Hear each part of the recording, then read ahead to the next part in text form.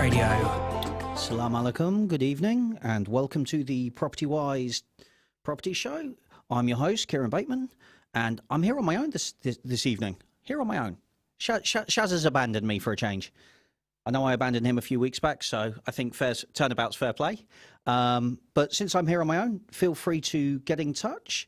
You can call the studio on 01733 602 133, or you can text us on 07411 191 062, or if you're really tech savvy, you can comment on the live stream. We're live on Facebook, YouTube, Twitter, and Twitch. So, going into this week's show, this show is all about property and property investment and ideas and strategies. Anything I say, any advice I give, anything is not financial advice. It's not investment advice. It's just my opinion and just from my experiences. So, and if you want to take advice, always seek advice from a professional. Just have to caveat that at the beginning, just to make sure that everyone knows we're on the same page. So, this week, because we've been talking about property strategies and different property strategies, about how they interact, how they work, which ones we think are good, which ones we think are bad, over the last couple of weeks. This week, I'm going to step away from that a little bit and talk about whether or not it's ever the wrong time to get into property. And I'd love to hear your guys' thoughts on that. But that is a question. A lot of people look at it and they go, well, looking at the economy, is now a good time to buy? Is now a good time to invest? And ultimately, it comes down to a few different factors. So, I mean, the property market generally goes around in cycles, both globally and in the UK. It's been driven like that for a long time, and the property market conforms to this. It's a repetitive and historical sequence of events that we can categorize, and we know what's going to happen roughly. There's no hard and fast rule on this. No one's got a crystal ball, but you generally know that it's about 15 to 18 years. And this was first developed by someone called Harrison in his book Boom and Bust that he released in 2005. He said that the property cycle was 18 years long. So, and that makes sense. I mean, if you look at the recent housing crashes, and I say recent, I mean, I'm going back to the 1950s. 1953 to 1954, there was a crash. There was also an economic crash then. 71 to 72, another crash. 89 to 90.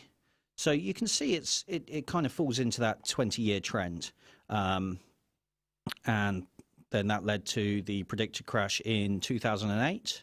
And I'm sure everyone's aware of what happened in 2008.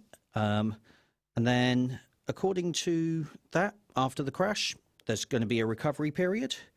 And that takes around 7 years where prices start to rise, they start to grow. And then there's a small market correction for a couple of years where there's a slight drop in prices. And then the market enters another boom phase of rapid growth for a further 5 years before the next crash. And that lasts for a couple of years before the cycle begins again. That's the theory behind it. Now, 2008 was 12 years ago, so we're a little bit early for the full crash, according to the cycle. 14 years ago. 15, we're early. Working with Shaz, I should really learn my numbers properly, shouldn't I? But if a cycle in the property market does exist, it might suggest that there's, if you look into it and you do the data analysis and you do your research, that you might be able to game the market, as it were, and pick the right time to buy and avoid making costly mistakes.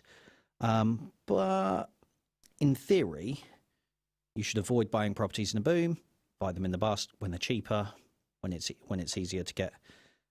But the problem with that is that with the cycle, with the crystal ball, if you bought today for say 200,000 and tomorrow it's 195,000, yeah, okay, fine. You could have saved yourself $5,000, which all sounds well and good. but tomorrow it might be 205, at which point you've saved yourself 5 grand. So yeah, it's all swings and roundabouts, and I think it's got to be taken with everything with a pinch of salt. And if you're going to hold on to property as an investment and hold on to it long term, if you're holding on to it anything beyond 10 years, well, no, it doesn't really matter when you buy it, because historically, to go with the property cycle, although there is a downturn, there's an upturn, it doesn't stay static and it doesn't stay the same. So house prices in the 1950s are not what they were in 2008.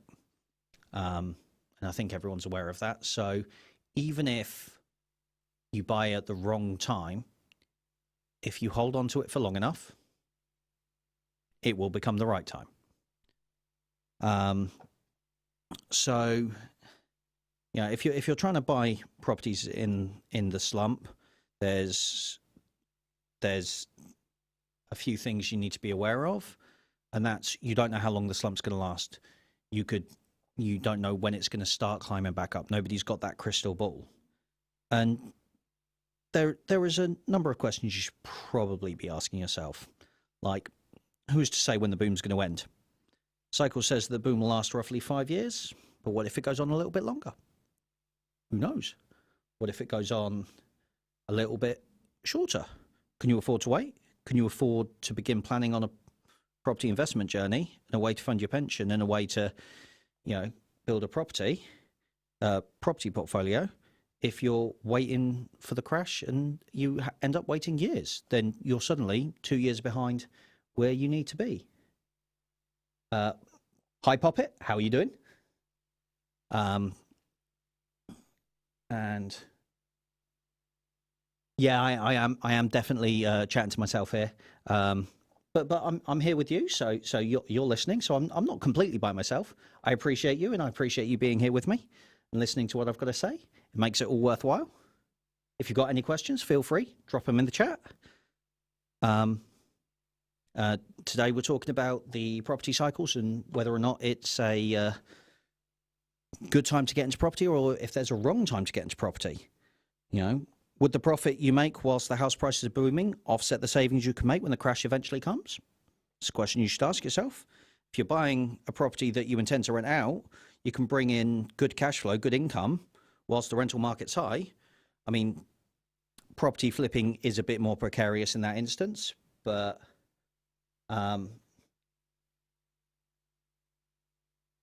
snatch your wig flying.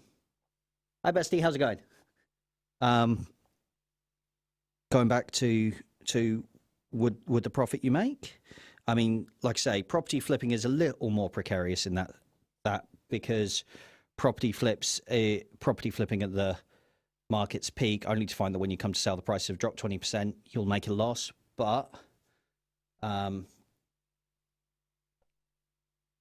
if you're planning on holding and renting it out, as we've said before on this show, cash flow is king. And if you can get good cash flow, doesn't matter when you buy the property, because your cash flow will offset the savings you would have made waiting for the crash. What if the crash doesn't cause prices to fall as far as you've been expecting? If your strategy relies on the property market dropping by 30%,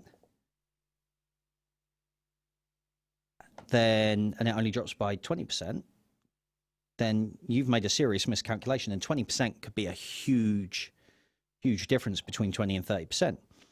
And so you're best off working with the facts that you have at the time. If you're working with, the facts that you can see in front of you, you're far less likely to get things wrong. And given the lack of concrete evidence available for you to predict the future, I love investing too, Poppet. If you had a crystal ball and you could see what's coming, then follow the crystal ball. But I have yet to find anyone that has found a crystal ball that works. All you can do is research, analyze, look at the trends, look at the history. History does tend to repeat itself, but we'll see what happens. You know, can you afford to wait until the market's conditions are right for you? You know, I mean, besides the property market and your own finances, you also need to look at the political and economic climate to determine whether it's the right time for you to get into property. I'm afraid I can't help you there, Poppet. I can't tell you how to get a council flat. That's not my area of expertise. And as I've said before, I can only go off my experiences. I can't give direct advice. So apologies for that. I wish I could help more, but sadly, I can't. So when you're looking at getting into property, though, as an investment, as looking to get into investment, then you probably need to look at what the economy's doing. You know, are there high levels of unemployment? This could be an indicator that the economy's getting pretty unstable. You may struggle to find tenants for your properties if the economy's become unstable, and if they're not working, they can't afford rent. And high unemployment generally is a precursor to the housing market crash, and we've seen that historically, you know, every time before it's happened. However, something to be aware of, you know, property is a very varied industry, and a strategy struggling when unemployment is high, like single buy to let, does not indicate that property is not a viable investment. Lack of jobs may mean that there is an oversupply of commercial property due to businesses going bust, and therefore making commercial property very cheap means commercial conversions is a much more viable solution to your property investment ideas. And spending the period of economic uncertainty converting these to residential use for when the economy eventually rebounds may be an alternative strategy that you might want to pursue. Who knows? Your property is so unstable it keeps rocking back and forth. Well, I'm sorry to hear that, Poppet. I'm not entirely sure how to help that. If properties are rocking back and forth, then I think you've got bigger issues at bay.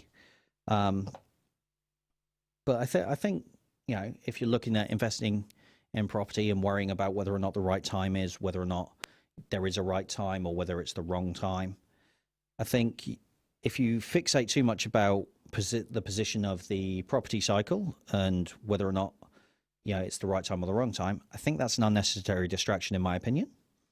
If you're investing in property for the long term, then a crash, a correction, a crash, it overall over the life of your property, the house price will inevitably rise. If you feel that, you know, if you look at historically, every 10 years or so, house prices generally double, 10 years, 15 years, even if they drop by 20%, it's not going to reduce the cost of the property based on what you paid if you can hold on to it for long enough.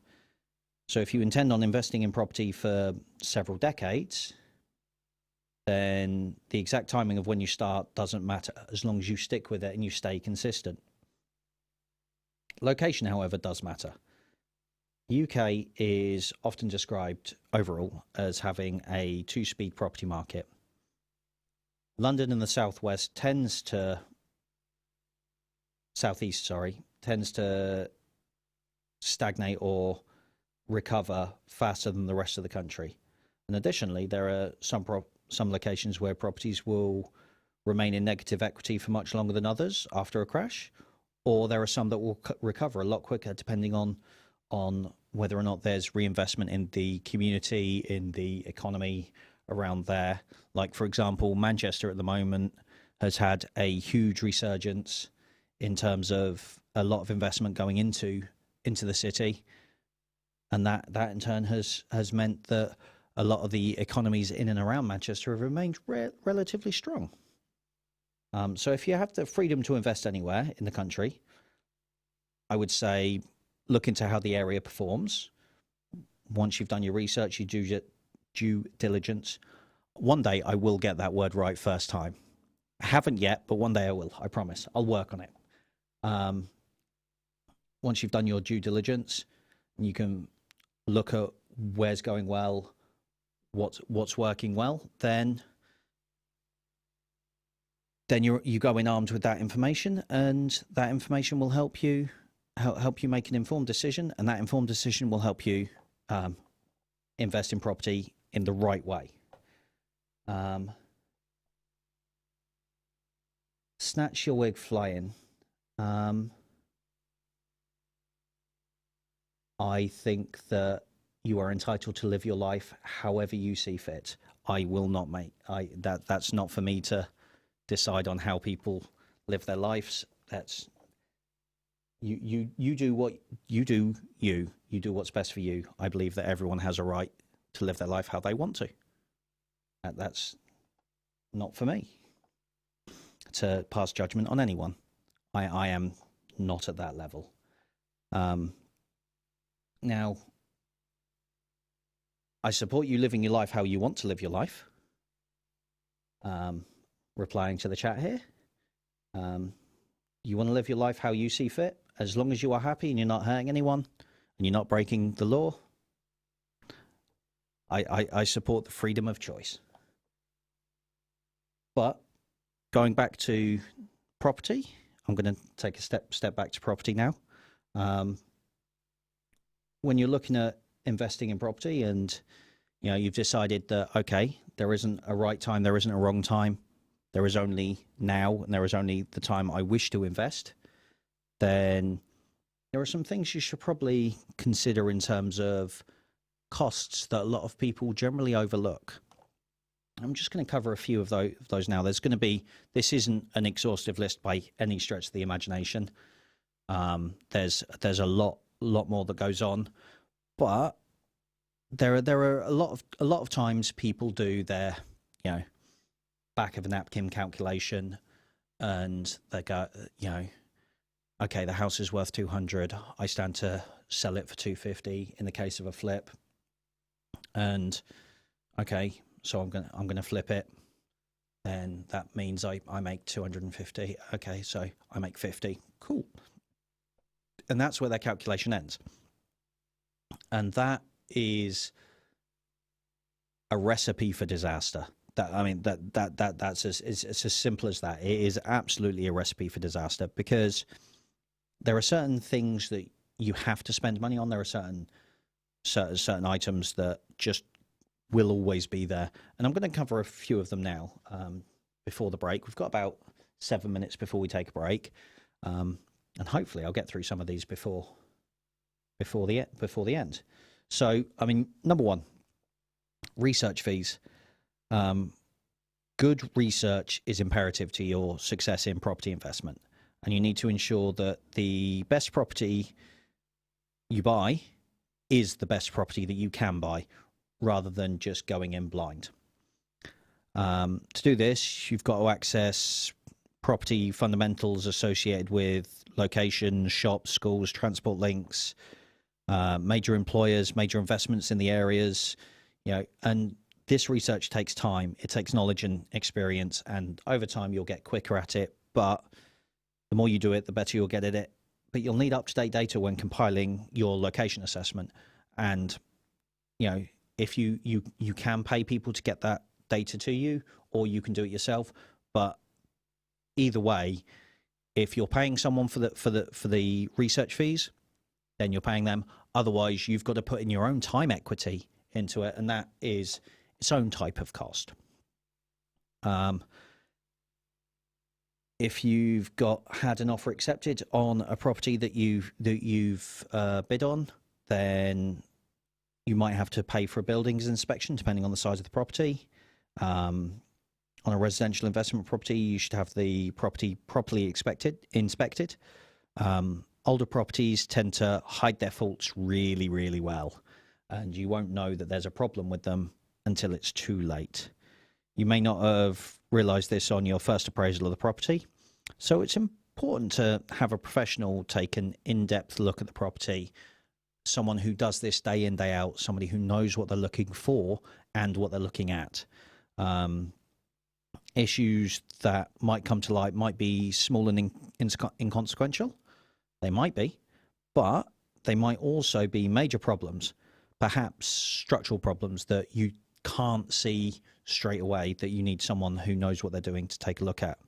The earlier you discover these issues, the more leeway you'll have to further price negotiations, to further deal with them before they sap away at any of your potential profits.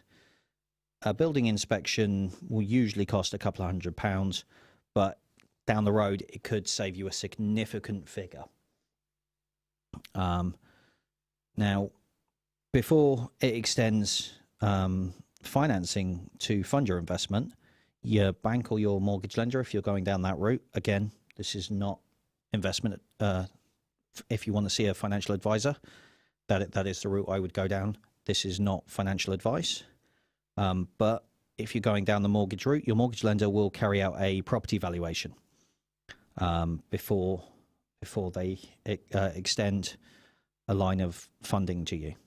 Some lenders may ask you to pay this fee, while others may add it to the mortgage amount with any other charges, such as arrangement fees and things like that. And the lender will insist on a valuation.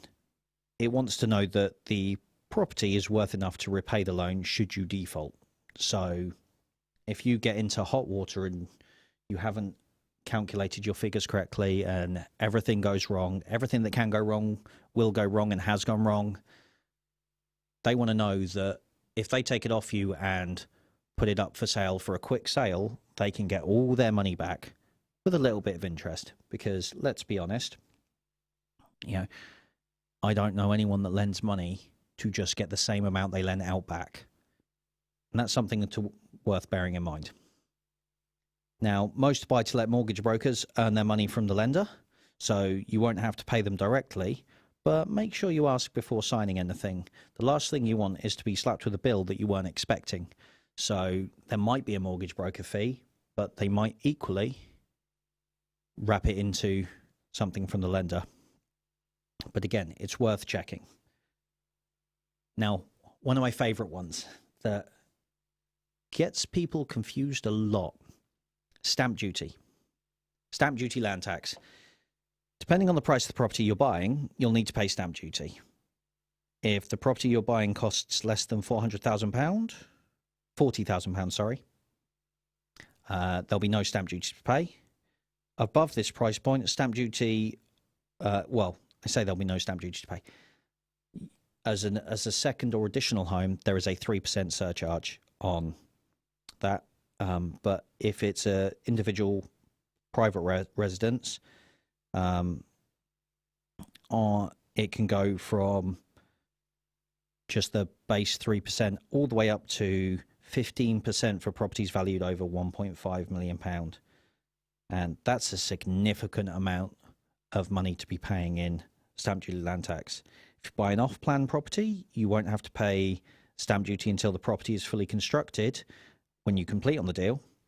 And some developers will wrap the stamp duty in with the purchase price. So it's always worth asking if this is the case, and to see, what their plan is and what you can do with it. And speak to a professional about SDLT, stamp duty, because you'd be surprised at the number of ways there are of either having your stamp duty reduced if you're an investment buyer, via various different means. But again, speak to a professional about that. They will lead the way, and they will lead you through the mass of complex rules and regulations surrounding it, because that is something that I am not equipped to cover. Insurance. As a buy-to-let investor, you need to take out landlord insurance, and this could include a default on rental payments, damage caused by tenants, and public liability insurance. So these are things that you really should look at before going into buying it, and see how much the insurance is. Get a couple of quotes from different suppliers. See what is out there, because you'd be surprised at how varied some of this can be. Now we're about to come up to a break. We've got about 30 seconds before we hit the break, so I'm going to pause there. But don't forget, get in touch. Keep the stream coming. I'm here by myself today. No Shaz with me, so I've got no one to bounce off of. So by all means, keep in touch on the socials. Don't leave me here hanging, please. I'd like some friends. No, I'm joking. Get in touch if you want to get in touch, and we will see you on the other side of this break. And then I'll be covering some more things that you need to watch out for, and a few other things about property strategies. See you on the other side. Stay tuned to Salam Radio after this short ad break. Could you spare a few hours each month to provide support to people who are going through tough times? If so, Peterborough Samaritans are looking for volunteers who are empathetic and open-minded, and we'd love to hear from you. We run regular information sessions where you can find out more about what it means to volunteer for Samaritans. If you are at least 18 years of age and would like to know more, please email volunteer@peterboroughsamaritans.org. Asia Restaurant gives you the unique fusion of flavours from Turkey, Iraq, Syria and Iran. Our shish kebabs are grilled on a charcoal barbecue for that authentic taste. Lamb shanks, fresh shawarma, chili kebab, lamb shish, grilled chicken, freshly made baklava and so much more. Eat in or order through Peterborough Eats or Peterborough Grab. Asia Restaurant, 5 Fitzwilliam Street, Peterborough, PE1 2RU. Call us on 01733 562 530. Great prices, great quality. Why not come and find out for yourself? Asia Restaurant, the true taste of the Middle East.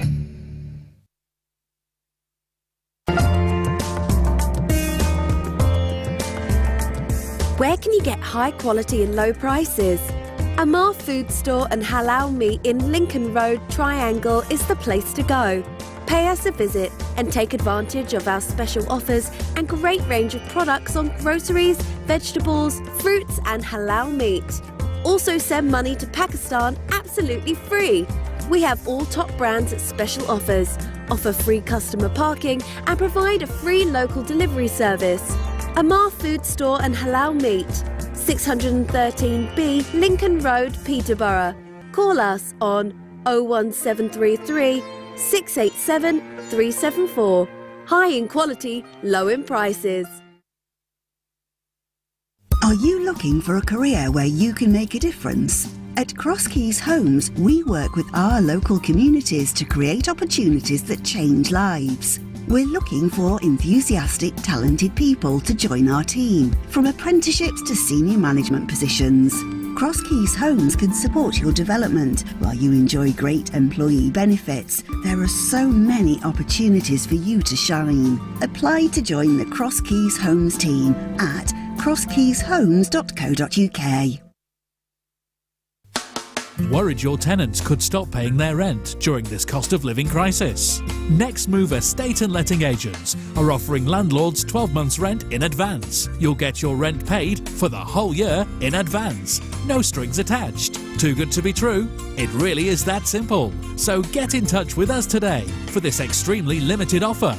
Call Next Move now on 01733 641 642 to find out how we can help.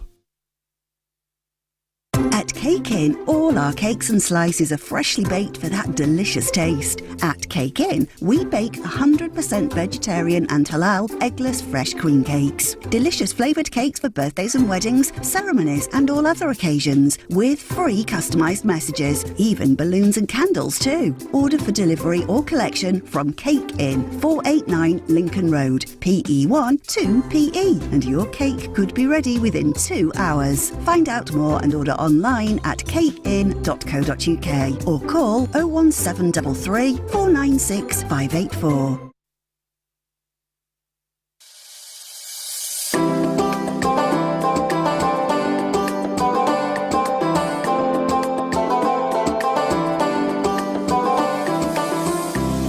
This is Salam Radio. Salam alaikum. Good evening and welcome back to the Property Wise Property Show. I'm your host, Kieron Bateman, and I would normally be introducing my co-host, Shaz Nawaz, but he's abandoned me tonight. He's left me on my own, talking to myself. I feel like that's a new level that I've got to. Conversations with myself. Interesting. Maybe I can learn something. Maybe I just need professional advice from myself. If you want to get in touch, feel free to call the studio on 01733 602 133, or you can text us on 07411 191 062, or you can comment on the live streams on Facebook, YouTube, Twitter, or Twitch. So feel free. Got any questions? Give me a shout, and I'll see if I can answer them. Now, before the break, I was talking to myself about all the things, all the hidden costs that people sometimes overlook in property when they're investing, when they just forget to include them in their calculations. And suddenly their calculations go from being a very healthy, positive figure to a not so positive figure. And in some cases, it's costing them more money than it should. And they're not making money, and that's not a place people want to be. But just to caveat, anything I say is just based on my opinion and my experiences. I do not give a financial advice. If you want financial advice or anything like that, then go and see a professional. They will guide you in a way that only they can. I am not a professional advisor in any capacity. So we got as far as insurance before the break. Let me just check my notes. See what came before that, because I've got a terrible memory. So, research fees, building inspection fees, property valuation costs, mortgage broker fees, and stamp duty. All of these things are things that you need to be aware of, and insurance. I know we covered insurance, although very, very briefly. But it is something that you need. On top of this, you should be aware of how much your solicitor's fees are going to be, and whether you use a conveyancer or a solicitor to negotiate the legalities of more complex property investments, or you have someone that's just doing a straight buy-to-let with you. You'll have to factor in their legal costs and consider how much that's going to go in, especially when you're purchasing off-plan property. You really do need to use a solicitor. They will ensure that the process is conducted legally and the contract is written to protect you as well as the developer, so that, should things, and from experience, I can tell you that things always go over budget or over time, usually both. So a good solicitor will keep that in mind when drawing up a contract if you're buying off plan for things going over time, costs going up. Are you locking in the price of the property right now, etc.? Things like that. But once you've got your investment property and it's all set up and all the legals are done, you've paid your SDLT and all the rest of it, and everything is all well and good, are you going to have property management fees? You've done the deal. Now you need to let the properties and maintain your properties. You'll need to vet your tenants, conduct property inspections, compose property inventories, and in some cases, chase the rent. Other cases, most cases, I would say the majority of cases, just collect the rent, because most people are generally pretty good at paying their rent on time.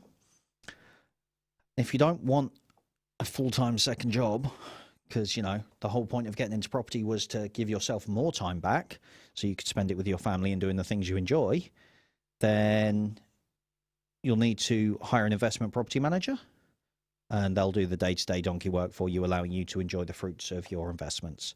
But of course, that costs. Typically, from my experience, you'll be charged between 10 and 15% of your gross rental income for the cost of a property manager. So, factor that cost in. And then the other thing to factor in, along with the cost of a property management fee, is, voids. Voids are something that a lot of people forget to take into account when they're looking at, especially HMOs or multi-let properties, things like that, because they'll go, right, well, I've got 10 flats. I'm going to rent 10 flats out at, say, £500 a month. That's £5,000 a month. Great. I'm quids in. Okay. But what happens if you've only got 8 people in the flats? Well, then you're making £1,000 less. Does the calculation still work? And that's something that you need to run your numbers through. Can you support this on half of the capacity? So if you've only got 5 out of those 10 flats let, does the calculation still work? Do the numbers still add up? Do you still have cash flow?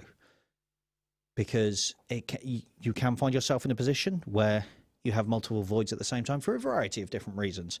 And I'm not going to go into those here and now. In my experience, best way to avoid voids, I like that.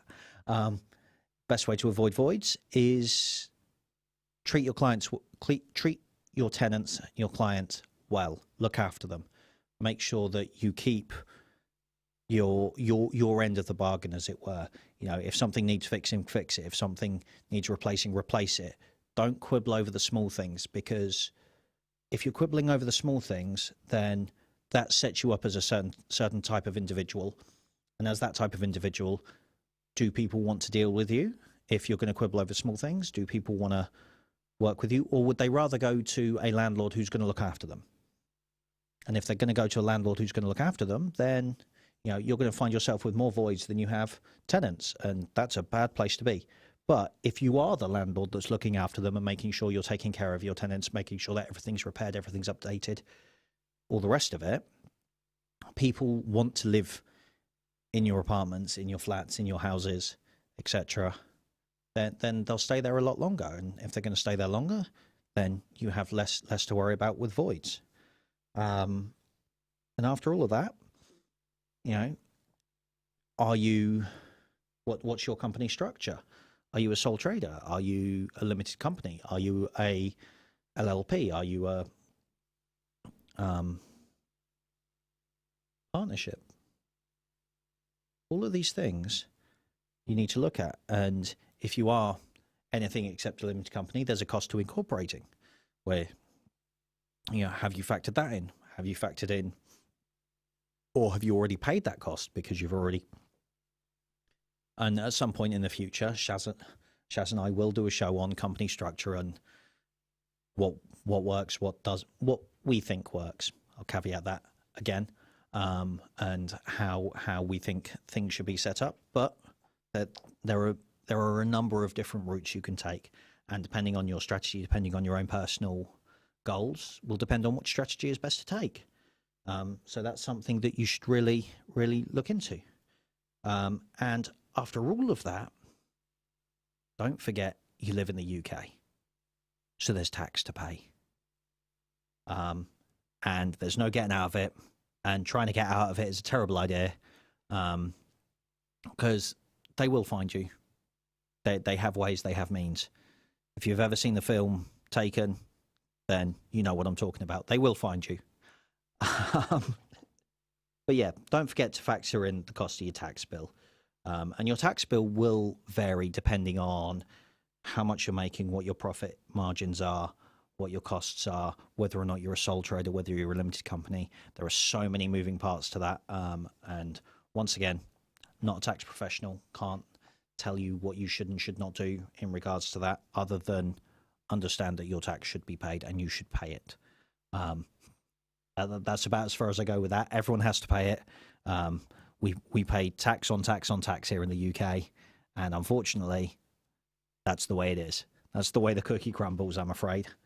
But those are just a few of the things that you should think about before going into a property investment and calculating your costs against it. Now, every week, Shaz and I do a section on mindset, because regardless of which strategy you have, which company setup you have, what your ideas about investment strategies or any of the things we cover are, something that is foremost and one of the most important things is your mindset. Your mindset will describe your attitude and your beliefs about yourself, about the world around you, and about how you see and how you do things. And a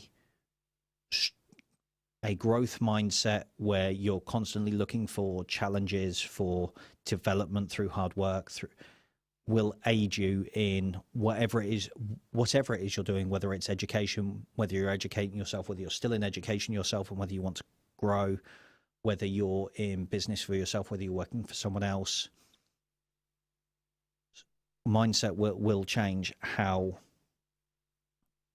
you see things. Now, if you've got a fixed mindset and a belief system that emphasizes innate talent and ambitions over effort and hard work, you will view your abilities and your ambitions as static and unchangeable. And that can lead for a lot of people to avoid challenges, and they feel discouraged by setbacks or failures, and it makes it very difficult for them to grow in themselves, because they believe that success is predetermined and that effort is pointless. Doesn't matter how much effort they put in, they're always going to fail. Or doesn't matter how much effort they're going to put in, they're always going to succeed. And then if they don't succeed, they don't take it very well. And that's always a difficult balance to have, because everyone has setbacks. Doesn't matter what you're doing. Doesn't matter, I don't think I've ever met a single person that has never had a setback in their life, that has never tried something and failed. If you want to ride a bike, you've got to get on, you've got to fall off. I mean, okay, there are stabilizers, there are ways of helping you. And that's true in every aspect. You don't get on a bike with no stabilizer straight away and expect to ride it straight away. You get on a bike with stabilizers, you learn to balance so that both stabilizers are off the floor. And once you've learned your balance, so you're not falling onto either of the support wheels, then you take the stabilizers off. And then you ride.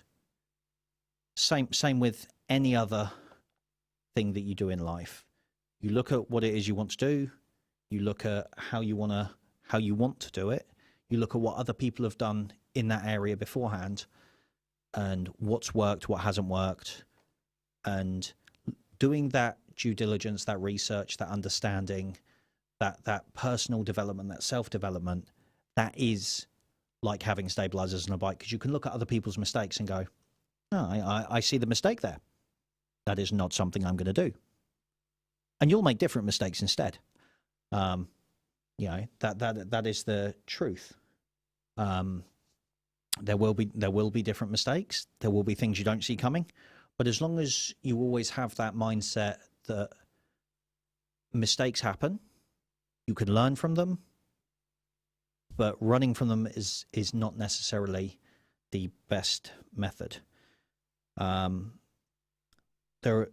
Having a fixed mindset versus a flexible mindset changes the way you deal with all of these. If you've got a fixed mindset, in my personal opinion, you tend to shy away from anything that might contradict your beliefs or your mindset. You're not open to that conversation. You're not open to those mistakes. You're not open to that idea of a conversation. Whereas a flexible mindset,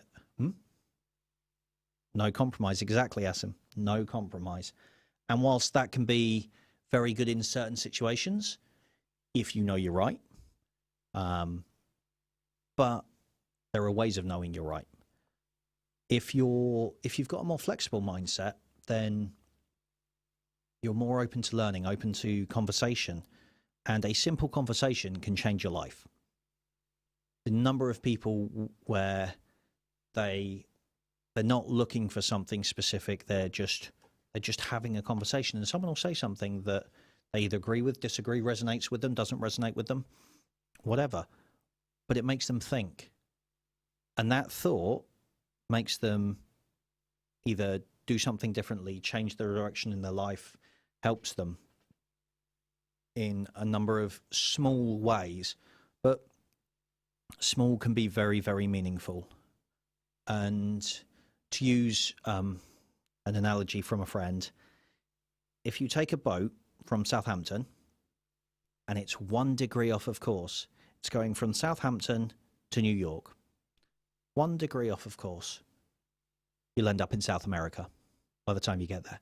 Because that 1 degree changes everything. It's ever such a slight change, but it's got massive repercussions by the end, because that just compounds and gets bigger and bigger and bigger as you go further and further away.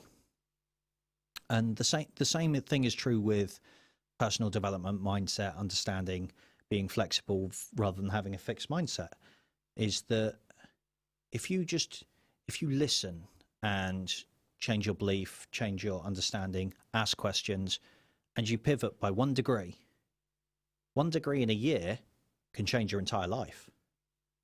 Half a degree can change your life. And so there's a lot of thought around big changes yield big rewards, or big changes make for big impact. But sometimes big changes are very difficult for people to do. And I'd love to hear your thoughts on this out there. Feel free to call the studio on 01733 602 133, or you can text me 07411 191 062, or you can comment on any of the live streams, Facebook, YouTube, Twitch, or Twitter. But yeah, going back to mindset, if you make a turn left instead of turn right, you can completely change the direction that you're going in. And having that openness to change, even if it's ever so slightly, will make a difference in just about anything. And I think I've hammered that point home long enough. I mean, the good news is that if you do have a fixed mindset, that's a choice. You don't have to.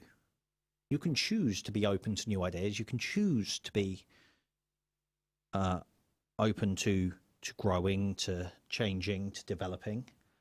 And that's the nice thing about us as humans, isn't it? You have that choice, and you can choose not to. That's entirely up to you. I'm not here to judge anyone. But one of the best ways to develop a growth mindset, so that you can go out there and you can choose to change, because changing your mind is just a fancy way for saying I'm thinking, is by embracing challenges. See all these challenges laid before you not as obstacles for someone to put you down, but as opportunities for learning, opportunities for growth, opportunities for you to do something different. You can focus your efforts and hard work rather than on hard work, and develop that rather than just relying solely on your innate abilities. You can celebrate small victories, and I absolutely 100% think that people should do this more. A victory is a victory regardless of how small, and celebrate those small victories, because you're on your own journey. Everyone is on their own journey for them, not for the amusement of somebody else. So if you're having a good day and you've developed here, you've developed there, celebrate it. And this can help you stay committed and motivated to continuing on that growth. Another way to cultivate a growth mindset is to seek out feedback. Seek out people that will give you constructive criticism, as long as it is constructive. And it takes a little getting used to, and it takes a little bit of understanding that, who you ask, what you ask them, how you ask them, because not all criticism is constructive.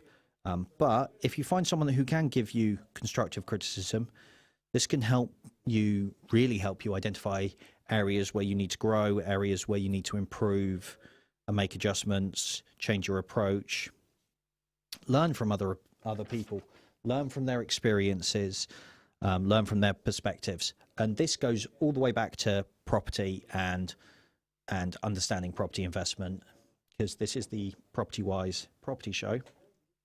Could I say property enough times? I'm not sure. Maybe I'll say property one more time. Property. But learn from others' mistakes. The majority of people out there who have been through stuff, done things, understand what they're doing, have made a success. If someone is successful, I guarantee you they have made mistakes. And having that growth mindset has allowed them to continue forging a path forwards and continue to grow and continue to develop. And thus, because of that continuation, they've inevitably become successful, because success does leave clues. And, you know, people do give that advice freely. And, you know, in property, if somebody's been there, they've done that, ask questions. Always ask questions. And, you know, that question might seem like you might think, oh, that's a stupid question. Why would I answer that? I guarantee you it's not a stupid question. Somebody else has asked that before. Somebody else needed to know that. And if you don't know the answer, it's not a stupid question. It's only a stupid question if you're asking a question to be stupid. And I don't think people generally do that. I think, in my experience, people, if you don't know, ask a question. If you ask a question, you get an answer. It may not always be the answer you want. There was something that I was told once that, you know, you can ask for something that you would like or you want, but you must be prepared for the answer to be no, because sometimes it will be. Sometimes the answer will be no. You'll say, can I do it this way because X, Y, and Z? And the answer may well be no. Well, okay, you've learned something. Well done. And you've learned that it can't be done that way. But I would always caution that if the answer is no, there's no harm in asking why. And somebody might explain to you, well, we could do it that way, but we've tried it that way, and we've done that way 3 times, 4 times. We've tried it, we've tested it. It's never worked. And it's not worked for this reason, this reason, and this reason. Well, now you know why the answer's no. You've grown, you've learned something, you've moved on. So mindset is a crucial aspect of your growth, your influence, how you perceive challenges, setbacks, opportunities, and how you move forward. And that brings it all the way back to property. And property mindset can change, depending on how things are going, how difficult you find things, whether or not you're finding it as a good investment strategy. And you might try some investment strategies that don't work for you at the time. And this goes right back to what we were saying at the beginning. Is now the wrong time to get into property? Is now the right time to get into property? Well, for some strategies, the answer may be yes, the answer may be no. But if you've got a solid understanding of your strategy and a strong mindset to deal with setbacks and failures, Shaz and I are both in agreement on this, that regardless of what you do in property, what investment strategy you do, what business you get into in general, there is always an entrance fee to pay. And that entrance fee will be, you've asked someone for advice and got bad advice. Okay, that's cost you some money. It could be that you found a deal that you thought was an amazing deal, so you've gone for it and you've not done enough research into it, or something's gone wrong in the deal halfway through and suddenly it's cost you more time, or it's cost you more money, or it's taken more time. And all of these things make a huge difference in if you've got a fixed mindset. If you can't deal with that up, that down, that investment in yourself to understand that when something goes wrong, it's not necessarily your fault, but you do need to take accountability for it on some level. But you will have to pay that entrance tax in whatever business you're in. That point where you do make a mistake, can you bounce back from it? Going back to mindset will help you with that and help you understand what went wrong. And you can look at it objectively, look at it from an objective point of view, analyze it, look at what's happened, what's gone wrong, why it went wrong, where you could have improved. And that's the great thing about mindset and about choosing to do something differently, choosing to learn something, and understanding how to grow as a human being in and of yourself. And I think that's one of the fantastic things about property, is that it's taught me to be more critical of myself and understand how to grow as a human being. So that's about all the time we've got left for on this show. I've been Kieron Bateman. This has been the Property Wise Property Show. Property Wise Property. Yeah. All the properties. And I'll see